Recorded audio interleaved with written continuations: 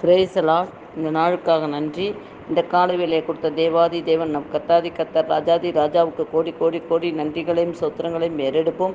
இந்த காலை வேளையில் ஆவியானவர் நம்மளோட பேசுகிற வார்த்தைக்கு விரோதமாக வான மண்டலத்தில் பொல்லாத கிரியை செய்கிற எல்லா பலவானோட அன்புகளையும் இயேசுவின் நாமத்தினால முந்தி கட்டி செபிப்போம்.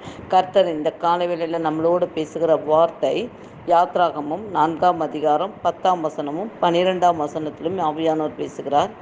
அப்பொழுது மோசே கர்த்தரை நோக்கி, ஆண்டவரே, இதற்கும் முன்னதாவதும் தேவரீர் உமது அடியானோடு பேசினதற்கும் பின்னதாவது நான் வாக்குக்கு வல்லவனும் அல்ல, நான் தெக்குவாயும் மந்தனாவும் உள்ளவன் என்றான்.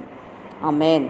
இதிலே கர்த்தர் நம்மளோட என்ன இடைப்பட்டு பேசுகிறார் என்று சொன்னால், மோசேயை கர்த்தர் அழைத்து இஸ்ரவேல் இதுக்கு போங்க அப்படின்னு சொல்லும்போது, அங்கே பார்வோன் இவங்கெல்லாம் இருக்கிறாங்க. அவங்களுக்கு முன்னாடி நீ போ, உனக்கு அற்புதத்தை செய்ய நான் உனக்கு சொல்கிறேன், நீ போ அப்படின்னு சொன்னோன்னே அவர் சொல்கிறாரு, இல்லை நான் போகலை, என்னால் போக முடியாது, நான் திக்கவாய் மந்தவாயின்னு சொல்லி சாக்கு சொல்கிறாரு.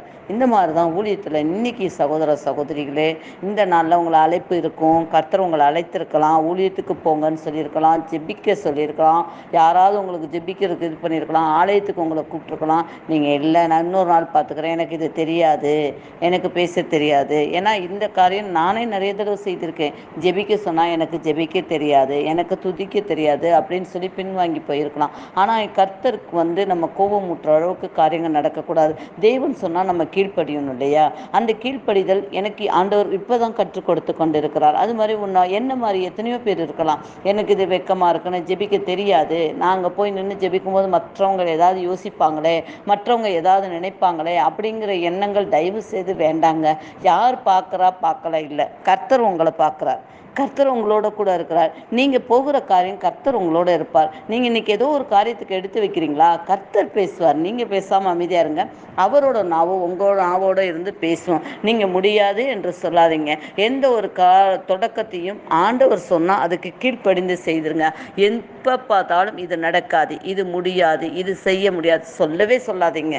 என் தேவன் சொல்லுகிறார், கண்டிப்பாக அது தேவன் கர்த்தர் சக்ஸஸாக செய்து கொடுப்பார் என்ற விசுவாசத்தில் கடந்து போங்க. அதான் அடுத்த வசனத்தில் ஆவியானவர் 12ஆம் வசனத்தில் சொல்றார், ஆதலால் நீ போ, நான் உன் வாயோடு இருந்து நீ பேச வேண்டியதை உனக்கு போதிப்பேன் என்றார். பாருங்க எப்படி கர்த்தர் பேசிக்கொண்டிருக்கார் பாருங்க. நீ போ, உன்னால முடியாதுன்னு நீ சொல்லாத, நீ போய் அந்த இடத்துல நின்று உன் வாயில வார்த்தை போடுறது யாரு? கர்த்தர் இல்லையா? சகோதர சகோதரிகளே, இந்த காலை வேளையில் கூட நீங்கள் எந்த இடத்துல போய் நிற்க போகிறீங்க, யாரிடையாவது ஏதாவது பேசணும்னு கவலைப்பட்டு கொண்டு இருக்கீங்க, நீங்கள் போய் நில்லுங்க, கர்த்தர் பேசுவார். வேலை ஸ்தலத்துக்கு இன்றைக்கி போகிறீங்களா, கர்த்தர் உங்களோட பேசுவார். அவர் உங்களோட கூட வருகிறார். ஏதோ குடும்பத்தில் எந்த பிரச்சனைகளாக இருக்கா, கர்த்தர் உங்களோட பேசுவார். உங்களோடு வழக்காடுவரோடு வழக்காடி யுத்தத்தை பெற்றுக் கொடுக்கிற தேவன் உங்களோட கூட இருக்கிறார். அவர் உங்களோட கூட வருகிறேன் என்று சொல்லிக்கிறார். இந்த காலை வேளையில் கூட ஏசப்பா சொல்றார், ஏசப்பா உங்க கூட வர்றேன் என்று சொல்றார். அவர் நாவோடு இருக்கிறேன் என்று சொல்றார். உங்க நாவோட அவர் நாவு இருக்கும் என்ற எவ்வளவு ஒரு பாக்கியவான் பாக்கியவதிகள் பாருங்க. அருமையான சகோதர சகோதரிகளே, கர்த்தர் இந்த காலை வேளையில் உங்களுக்கு கொடுக்கிற காரியங்களை நீங்க இறங்கி செய்யுங்க. ஏசப்பா சொன்னா உடனே கீழ்ப்படிந்து செய்திருங்க. கர்த்தர் சொல்லும் போது செய்யலைன்னா நம்மளை கொண்டு செய்யும் காரியம் நம்மளை கொண்டு தான் செய்ய முடியும். நீ முடியாது என்று சொல்லிவிட்டால் உன்னை விட இன்னொருத்தரை கொடுத்து செய்ய வச்சிருவார் ஆண்டவர்.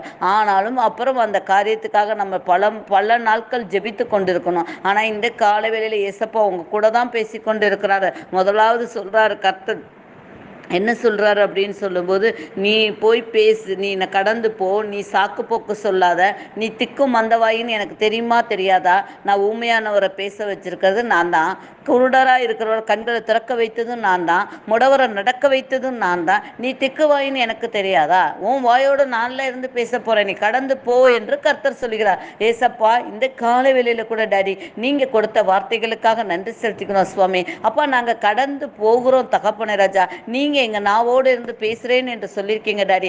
இந்த நாளில் இந்த காலை வேளையில் டாடி நாங்கள் என்ன பேசணும் என்று என் ஆவியானவர் எங்களுக்கு கற்றுக் கொடுக்கிறேன் என்று சொன்னதற்காக நன்றி அப்பா. தகப்பனே ராஜா, எவ்வளோ பெரிய தகப்பனை சத்துருக்கள் எழும்பினாலும் கர்த்தர் எங்கள் நாவோடு இருந்து யுத்தம் பண்ணுகிற தேவன் தகப்பனை. நீர் பேச சொல்லுகிற இடத்துல பேசணும், நீர் நிற்க சொல்லுகிற இடத்துல நிற்க எங்களுக்கு கிருபை பாராட்டுவதற்காக நன்றி செலுத்துகிறோம் தகப்பனை. உங்கள் வார்த்தைக்காக நன்றி அப்பா. மோசேயை போல தகப்பனை உங்களை உங்களை நாங்கள் கோபம் முட்டாத அளவுக்கு தகப்பனே ராஜா, நீங்கள் சொன்னவுடன் நாங்கள் கீழ்ப்படியக்கூடிய ஒரு விசேஷ ஞானத்தை இயேசு கிறிஸ்துவின் நாமத்தினால் இந்த காலை வேளையில ஒவ்வொருத்தருக்கும் கட்டளையிடுவதற்காக உமக்கு நன்றி சொல்லி சோத்தரிக்கிறோம் தகப்பனே ராஜா. உம்முடைய கிருபையின் கருத்துக்குள்ள ஒப்பு கொடுக்கிறோம் தகப்பனே ராஜா. அப்பா, நீங்க எங்களை போதிக்க வேண்டிய வழியில எங்களை போதிப்பேன் என்று சொன்னதற்காக நன்றி செலுத்துகிறோம் டாடி. நன்றியோடு துதிக்கிறோம் டாடி. அப்பா, இந்த வார்த்தையில் உள்ள வல்லமை கற்றுக் கொடுத்ததுக்காக துதிக்கு கனத்துக்கு மகிமைக்கு நீங்கள் ஒருவரே பாத்திரப்பா.